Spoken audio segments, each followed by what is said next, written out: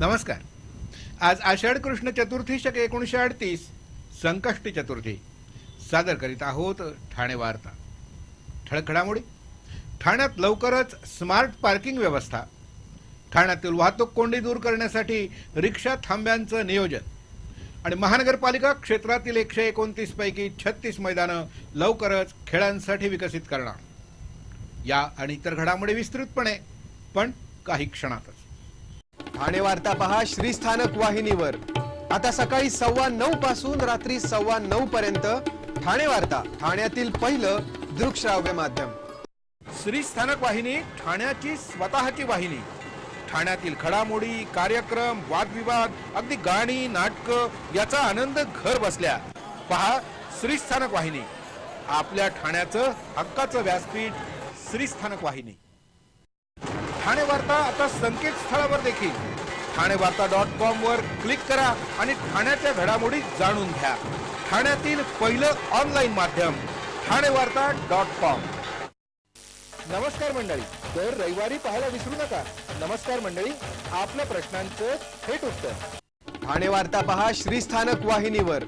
आता सकाळी 9:15 पासून रात्री 9:15 पर्यंत ठाणे वार्ता, ठाण्यातील पहिलं दृकश्राव्य माध्यम. ठाणे महानगरपालिका क्षेत्रात स्मार्ट पार्किंग व्यवस्था निर्माण व्हावी आणि ठाणेकर नागरिकांना मोबाईल ॲपच्या एका क्लिकवर शहरात कुठे रस्त्यावरील आणि पार्किंग झोनमध्ये पार्किंग उपलब्ध आहे याची माहिती मिळणार आहे.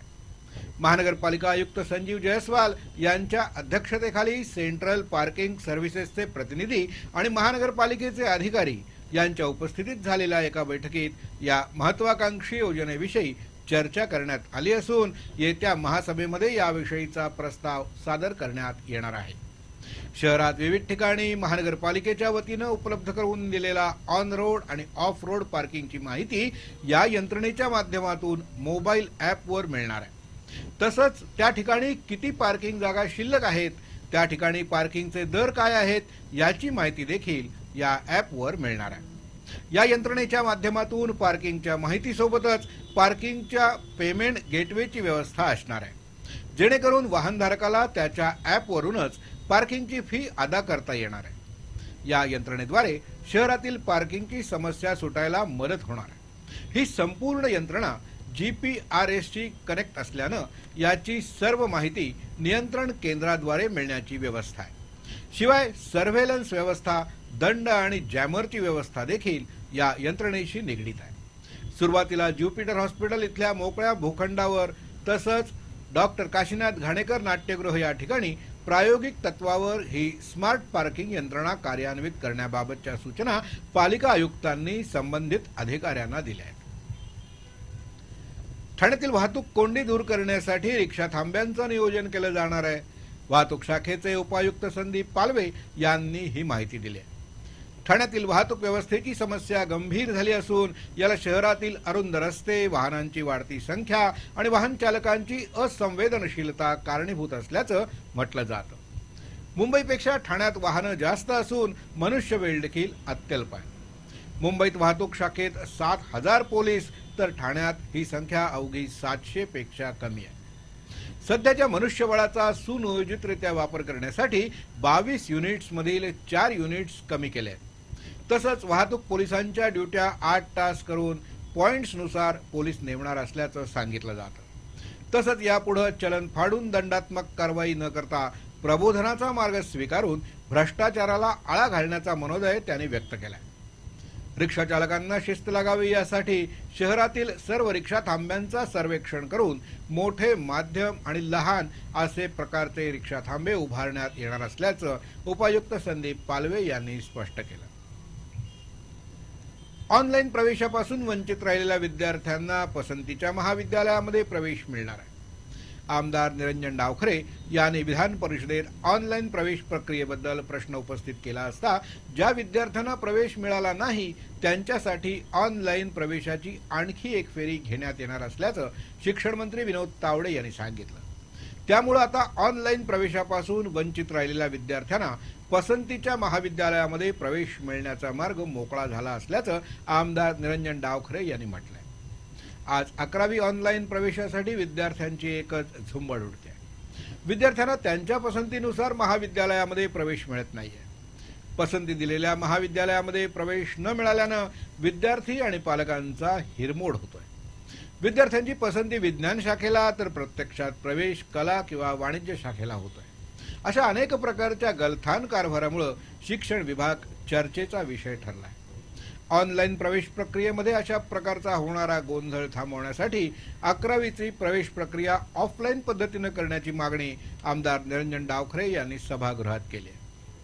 शिक्षण मंत्री विनोद तावडे यांनी ऑनलाईन प्रवेशाबाबत उच्च न्यायालयाचे निर्देश असल्यानं ऑफलाईन प्रवेश प्रक्रिया राबवता येणार नसून यामध्ये ज्या विद्यार्थ्यांना अद्यापपर्यंत महाविद्यालयामध्ये प्रवेश मिळाला नसेल त्या विद्यार्थ्यांना ऑनलाईन प्रवेशासाठी आणखी एक फेरी घेण्यात येणार असल्याचं सांगितलं. त्यामुळे ऑनलाईन प्रवेशाच्या माध्यमातून जे विद्यार्थी प्रवेशापासून वंचित राहिले आहेत त्यांना पसंतीच्या महाविद्यालयामध्ये प्रवेश मिळण्याचा मार्ग मोकळा झालाय. ठाणे महानगरपालिका क्षेत्रातील 129 पैकी 36 मैदानं लवकरच खेळांसाठी विकसित करून ती खेळांसाठी उपलब्ध करून देणार असल्याचं महापौरांनी सांगितलंय. महानगरपालिकेच्या वतीनं आयोजित करण्यात येणाऱ्या विभागीय शालेय क्रीडा स्पर्धांचं उद्घाटन महापौरांच्या हस्ते झालं. त्यावेळी ते बोलत होते. शहरामध्ये एकूण 129 भूखंड हे खेळांसाठी आरक्षित करण्यात आले असून त्यापैकी 36 भूखंड पालिकेच्या ताब्यात आहेत.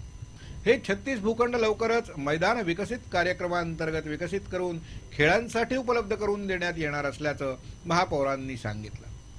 त्याचप्रमाणे घोडबंदर रस्त्यावर उपलब्ध झालेल्या 2 मैदानांवर क्रीडा संकुलं विकसित करण्यात येणार आहे. त्याची कार्यवाही देखील लवकरच करण्यात येईल असंही त्यांनी यावेळी स्पष्ट केलं.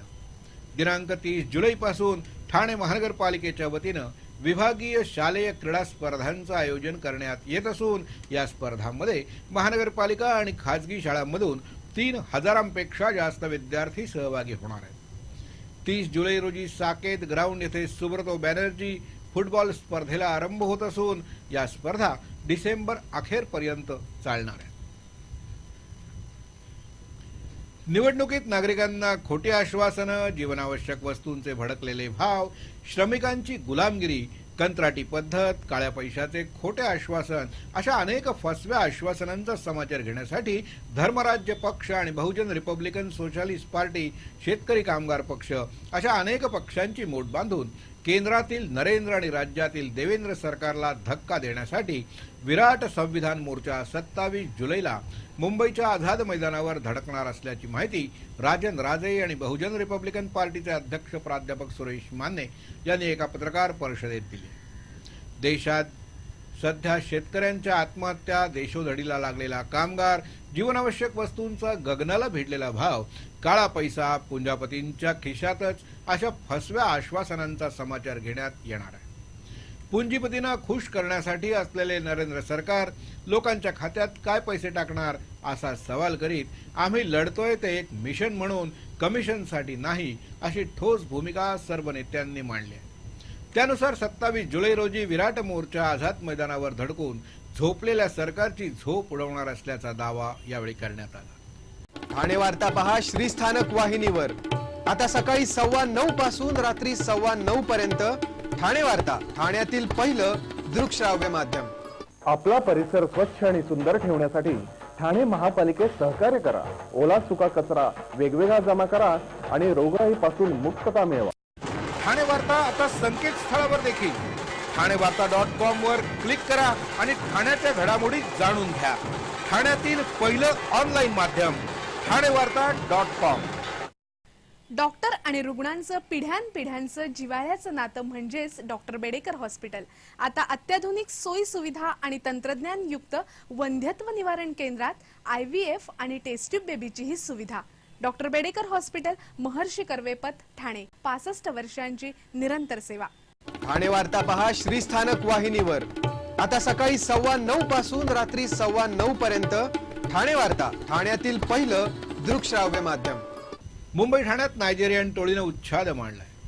सोशल आणि नेटवर्किंगद्वारे नागरिकांची फसवणूक करणाऱ्या एका नायजेरियन नागरिकासह चौकडीला जेरबंद करण्यात ठाणे ग्रामीण पोलिसांना यश आलंय. या टोळीकडून 10 मोबाईल फोन, 3 लॅपटॉप, 2 दुचाक्या आणि 4,20,000ची रोकड हस्तगत करण्यात आली. औषध निर्मितीसाठी विदेशी कंपनीला विशिष्ट प्रकारच्या बिया निर्यात केल्यास लाखो रुपयांचा नफा होतो असं भासवून अनिल कुमार माथुर यांची तब्बल 22,60,000ची फसवणूक करण्यात आली होती। या प्रकरणी माथुर यांनी 21 जून रोजी नयानगर पोलीस ठाण्यात तक्रार दाखल केली होती। या तक्रारीची गांभीर्यानं दखल घेत ठाणे ग्रामीणचे पोलीस अधीक्षक महेश पाटील यांनी स्थानिक गुन्हे शाखेचे विशेष पथक नेमलं होतं। स्थानिक गुन्हे शाखेचे सहाय्यक निरीक्षक प्रफुल्ल वाघ यांच्या पथकानं नायजेरियन टोळीचा छडा लावला। या टोळीचा मास्टर माइंड उझो मल्लेझर मंडे याच्यासह तौफिक हुसेन मिया, फजल अहमद शरीफ सय्यद आणि योगेश कुमार शरणप्पा पाटील यांना पोलिसांनी अटक केली आहे। ठाणे जिल्हा परिषदेतील सुमारे 459 कर्मचाऱ्यांच्या पालघर जिल्हा परिषदेमध्ये होणाऱ्या संभाव्य बदल्या राज्य सरकारनं रद्द करण्याचा निर्णय घेतला आहे। आता या कर्मचाऱ्यांना ठाणे जिल्हा परिषदेमध्येच काम करता येणार असल्यामुळे कर्मचाऱ्यांकडून आनंद व्यक्त होतोय। जिल्ह्याच्या विभाजनानंतर पालघर जिल्हा अस्तित्वात येऊन 2 वर्ष होत आली, मात्र अद्याप देखील या जिल्ह्यातील प्रशासनाची घडी नीट बसलेलीच नाही। दोन्ही जिल्हा परिषदांमध्ये समान कर्मचारी नियुक्तीचा निर्णय घेण्यात आला होता। त्यानुसार ठाणे जिल्ह्यातील सुमारे 459 कर्मचाऱ्यांना पालघर जिल्हा परिषदेमध्ये सेवा करावी लागणार होती। त्यात 200 महिला कर्मचाऱ्यांचाही समावेश होता। या कर्मचाऱ्यांची निवासस्थानं ठाणे जिल्ह्यात होती, त्यामुळे कर्मचाऱ्यांमध्ये नाराजी पसरली होती। या संदर्भात ग्रामविकास मंत्री पंकजा मुंडे यांनाही साकडं घालण्यात आलं होतं। त्याचबरोबर खासदार कपिल पाटील, जिल्ह्यातील विविध आमदार, जिल्हा परिषदेतील विविध कर्मचारी संघटना आणि महाराष्ट्र राज्य जिल्हा परिषद चतुर्थ श्रेणी कर्मचारी संघटनेने निवेदनं दिली। त्यावर राज्य सरकारनं संभाव्य बदल्या रद्द करण्याचा निर्णय घेतलाय। नव्या अध्यादेशानुसार कर्मचाऱ्यांची इच्छा असलेल्या जिल्ह्यात नियुक्ती होईल। जिल्ह्यात मंजूर पदावर सर्व कर्मचाऱ्यांना सामावून घेतलं जाईल। मंजुरीपेक्षा जादा कर्मचारी असल्यास त्यांना पालघर जिल्ह्यात पाठवलं जाईल। बढतीनं भरण्यात येणाऱ्या पदांबाबत 15 ऑगस्टपर्यंत कार्यवाही पूर्ण करण्यात येणार आहे। सध्या जिल्हा परिषदेत अनेक पदं रिक्त आहेत, त्यामुळे एकाही कर्मचाऱ्याची बदली होणार नाही। पालघर जिल्हा परिषदेला पेसा कायद्यानुसार 31 ऑगस्टपर्यंत सरळ सेवा भरतीतून पदं भरण्याचा आदेश देण्यात आला आहे। तर पेसा व्यतिरिक्त उर्वरित पदांसाठी ऑक्टोबर-नोव्हेंबरमध्ये सर्वसाधारण भरतीच्या वेळी नियुक्ती केली जाईल असं या आदेशात म्हटलं आहे। गृहनिर्माण संस्थांनी 31 जुलैच्या आत त्यांच्या संस्थेचं लेखापरीक्षण अहवाल सादर न केल्यास त्यांच्यावर कारवाईचा इशारा उपनिबंधक खात्यातर्फे देण्यात आला होता। या आदेशाला राज्याचे सहकार मंत्री सुभाष देशमुख यांनी 1 महिन्याची मुदतवाढ दिली आहे। ठाणे जिल्हा हाऊसिंग फेडरेशनचे अध्यक्ष सीताराम राणे यांनी आमदार संजय केळकर यांच्या समवेत सहकार मंत्री सुभाष देशमुख यांची भेट घेऊन गृहनिर्माण संस्थांना 31 जुलैपूर्वी लेखापरीक्षण अहवाल सादर करण्याची मुदत वाढवून देण्याची मागणी केली होती।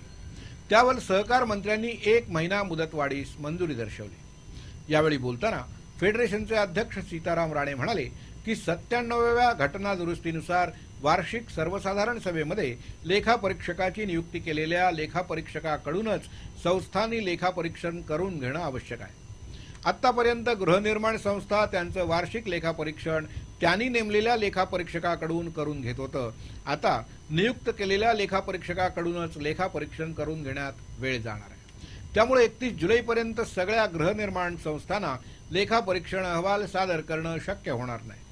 त्यासाठी आम्ही मुदतवाढीची मागणी सहकार मंत्र्यांकडे केली आणि त्यांनी त्याला मंजुरीही दिली। सहकार मंत्र्यांच्या या निर्णयानं हजारो गृहनिर्माण संस्थांना दिलासा मिळाला।